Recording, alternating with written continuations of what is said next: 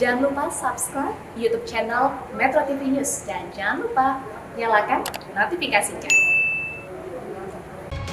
Majelis Ulama Indonesia atau MUI secara resmi mengharamkan penggunaan kripto atau cryptocurrency sebagai mata uang. Fatwa hukum uang haram ini disahkan dalam Forum Ijtima Ulama se-Indonesia.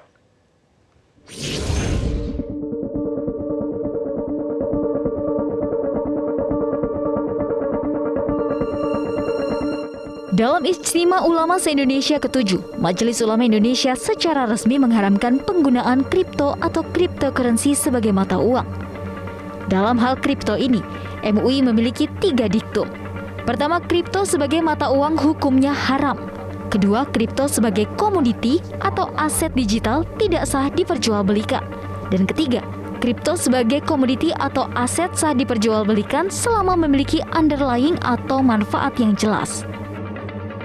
Mata uang kripto dinilai mengandung darar, dan bertentangan dengan Undang-Undang Nomor 7 Tahun 2011 dan Peraturan Bank Indonesia Nomor 17 Tahun 2015. Dari musyawarah yang sudah ditetapkan, ada 3 diktum hukum. Yang pertama, penggunaan cryptocurrency sebagai mata uang hukumnya haram karena mengandung gharar, doror, dan bertentangan dengan Undang-Undang Nomor 7 Tahun 2011 dan Peraturan BI Nomor 17 Tahun 2015 ketika itu dimaknai sebagai mata uang. Sebelumnya, pengurus wilayah Nahdlatul Ulama Jawa Timur menyatakan cryptocurrency atau mata uang digital yang dijamin dengan kriptografi sebagai alat transaksi adalah haram. Sementara itu, CEO Indodax, sebuah platform jual beli kripto, Oscar Darmawan menegaskan, aset kripto memang bukan dijadikan sebagai mata uang. Oscar menilai fatwa MUI ini justru bisa menambah peluang komoditas dan investasi kripto di Indonesia untuk semakin berkembang. Terlebih lagi, pemerintah berencana membuat bursa kripto Indonesia yang bisa meningkatkan jaminan pertanggungjawaban, keamanan, dan ekosistem yang baik dalam komoditas ini. Ya, kalau saya lihat dari berita yang keluar kemarin, sebenarnya kan itu cuma sekedar penegasan ya, peraturan Bank Indonesia yang menegaskan bahwa transaksi di Indonesia itu harus dengan rupiah, ya. Jadi bukan dengan Singapura dolar, bukan dengan US dollar, dan bukan dengan kripto. Jadi hubungan dengan fatwa yang keluar itu sebenarnya juga sebanding, ya. Jadi tidak ada suatu bantahan dan tidak ada perubahan, karena memang di Indonesia aset kripto itu untuk komoditas saja, ya, dan sifatnya hanya untuk ditradingkan, untuk investasi. Dalam beberapa tahun terakhir, mata uang kripto mengalami peningkatan popularitas di Indonesia. Berdasarkan data Kementerian Perdagangan hingga Juli 2021, jumlah investor aset kripto mencapai 7,4 juta orang. Jumlah tersebut meningkat lebih dari 50% bila dibandingkan tahun 2020 yang hanya 4 juta orang. Sementara itu, nilai transaksi hingga Juli 2021 mencapai 478,5 triliun rupiah. Tim Liputan Metro TV. Ya, salah satu hasil dalam Ijtima Ulama MUI adalah mengharamkan uang kripto sebagai mata uang. Hal ini disebabkan karena penggunaan uang kripto tidak sesuai dengan landasan hukum di Indonesia. Lalu bagaimana masyarakat menilai hasil Ijtima Ulama tersebut? Setuju ya, karena sampai sejauh ini saya juga belum pernah tahu tuh bentuknya uang kripto kayak apa. Jadi kalau untuk kegunaan sehari-hari, kita untuk beli sesuatu, misalnya beli makanan minuman, itu kan kita belum bisa pakai uang kripto. Setuju ya kalau fatwanya haram, karena ya kripto ini sejak awal rame juga saya emang ragu gitu loh, karena kita berbicara yang pasti-pasti aja lah. Ketika ada uangnya ya udah kita pakai di situ. Kripto kan kita tidak tahu bentuknya seperti apa gitu. Untuk membahas mengapa Majelis Ulama Indonesia mengeluarkan fatwa haram penggunaan uang kripto sebagai mata uang, sudah bergabung bersama kami Muhammad Gunawan Yasni, anggota Dewan Syariah Nasional Majelis Ulama Indonesia. Mas Gunawan, selamat malam. Selamat malam, Mas Kevin. Ya, salam sehat Mas Gunawan. Mas Gunawan, kami ingin mendapatkan penjelasan lebih rinci lagi Mas Gunawan. Ini disebutkan oleh MUI bahwa cryptocurrency ini tidak sah diperjualbelikan karena mengandung doror, dan juga kimar dan tidak memenuhi syarat sil'ah secara syar'i. Nah, ini penjelasannya artinya apa nih Mas Gunawan? Ya, baik. Terima kasih Mas Kevin. Jadi secara ringkas saja ya, ketika kita bicara gharar itu ada ketidakjelasan ketidakjelasan secara esensial maupun ketidakjelasan secara kualitas dan kuantitas. Ini bisa saya sampaikan seperti ini karena sebagai praktisi juga pernah ya mencoba melihat dan mencoba menggunakan juga. Kalau kita menggunakan aplikasi daripada cryptocurrency yang ada, harga daripada cryptocurrency yang sama di aplikasi-aplikasi yang berbeda itu harganya tidak sama untuk waktu yang sama dan untuk cryptocurrency yang sama. Jadi di situ ada unsur gharar, ketidakjelasan dari sisi esensi, kualitas maupun kuantitas. Lalu ada doror. Kalau sudah gharar terjadi, maka doror terutama bagi masyarakat yang tidak pernah benar-benar bisa mengerti, memahami esensi dari cryptocurrency, itu akan membuat mereka bisa masuk ke dalam ketidaktahuan itu dan mengalami kerugian, ya, mengalami satu hal yang tidak bisa mereka kontrol begitu, dan itulah yang disebut doror. Lalu kimar ini seperti mendekati perjudian begitu. Nah tentu saja rasanya kita sulit untuk menjalankan satu prinsip syariah di mana produk itu sendiri secara esensi dan secara transaksi itu bisa mengarah kepada perjudian. Nah, kemudian yang lain juga adalah aset kripto itu sendiri, Mas Kevin.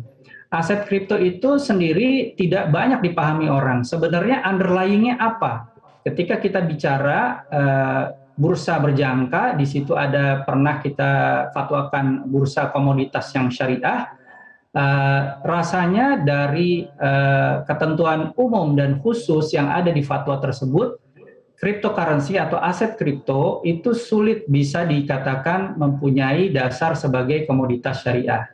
Jadi atas dasar itulah mengacu kepada fatwa yang pernah dikeluarkan oleh Dewan Syariah Nasional Majelis Ulama Indonesia, Istimewa Ulama Majelis Ulama Indonesia menyatakan bahwa uang kripto itu tidak mempunyai prinsip syariah atau dikatakan dengan bahasa yang haram begitu. Baik. Kira-kira penjelasan ringkasnya seperti itu, Mas Kevin. Oke, Mas Gunawan, tapi kan ini aset kripto ini sebetulnya perdagangannya diakui oleh Kementerian Perdagangan melalui Bapepti. Bahkan Wakil Menteri Perdagangan Pak Jerry Sambuaga juga pernah menyampaikan bahwa ada rencana untuk mewadahi transaksi kripto ini melalui bursa kripto. Nah ini bagaimana, Mas Gunawan? Ya, jadi sebagaimana yang saya pernah sampaikan ya tadi di fatwa DSN tentang bursa komoditas syariah di bursa berjangka, itu pernah kita fatwakan ya bisa ada bursa komoditas syariah begitu. Lalu di peraturan yang Bapepti membawahi untuk menjalankan bursa kripto ini, memang kalau tidak salah di pasal 10 itu dikatakan bahwa aset kripto itu bisa dilakukan atau didasarkan kepada prinsip syariah yang diandalkan prinsip syariahnya itu disampaikan oleh lembaga otoritas fatwa, dalam hal ini Majelis Ulama Indonesia atau Dewan Syariah Nasional Majelis Ulama Indonesia. Tapi setelah kami telaah di Istimewa Ulama, setelah kami telaah juga secara internal di Dewan Syariah Nasional Majelis Ulama Indonesia, masih terlalu banyak hal yang tidak atau sulit membuat cryptocurrency atau aset kripto itu benar-benar bisa berdasarkan prinsip syariah.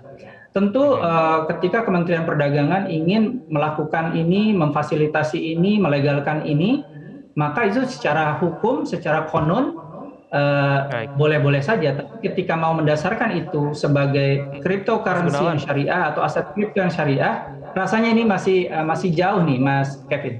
Oke, Mas Gunawan, saya ingin penegasannya saja. Memang selama ini aset kripto tidak pernah digunakan sebagai mata uang di Indonesia. Tapi kalau misalnya diakui sebagai komoditas dan diperdagangkan, nah apakah itu artinya juga tidak boleh sebetulnya?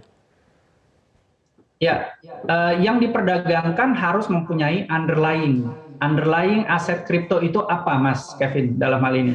Tentu tidak semua kripto bisa sebenarnya dinyatakan haram ketika ada cryptocurrency atau aset kripto yang memang berlandaskan kepada prinsip syariah, yaitu aset-aset real atau underlying aset yang memang bisa dibenarkan berdasarkan prinsip syariah. Nah, ini yang masih terlalu umum untuk bisa dilakukan, apakah ini bisa berdasarkan prinsip syariah atau tidak.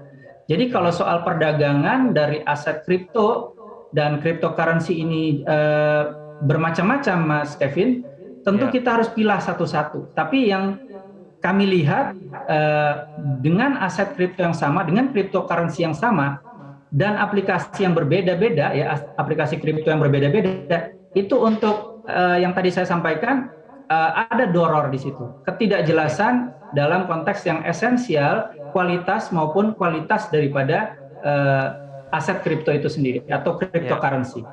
Seperti itu Mas Kevin. Jadi masih agak jauh ini pembahasannya. Masih jauh ya. Oke, Mas Gunawan, tapi ada banyak juga yang mungkin membandingkan bahwa kripto ini sama seperti saham. Lalu kemudian ada saham syariah maupun industri syariah begitu untuk mengakomodir itu. Apakah kemudian nanti ada kemungkinan apakah kripto ini nanti akan diubah kripto syariah begitu untuk mengakomodir ini, karena volume perdagangannya saja di Indonesia 370 triliun lebih di 2021, Mas Gunawan. Saya rasa kita harus membahas itu secara lebih detail gitu ya. Bukan berarti tidak ada peluang ya. Kalau kita lihat dari istimewa ulama yang dipermasalahkan, yang tidak memenuhi syarat sil'ah itu adalah komoditi ya begitu, atau komoditas secara syar'i, itu ketidakadaan wujud fisik dan ketidakadaan memiliki nilai yang jelas, diketahui jumlahnya secara pasti, hak milik dan bisa diserahkan secara langsung kepada pembeli gitu ya. Nah, ini yang harus bisa diyakinkan kami untuk bisa menyatakan bahwa cryptocurrency atau aset kripto itu berdasarkan prinsip syariah. Begitu Mas Kevin. Baik, Mas Gunawan Yasni, terima kasih telah bergabung bersama kami di Prime Time News. Selamat malam.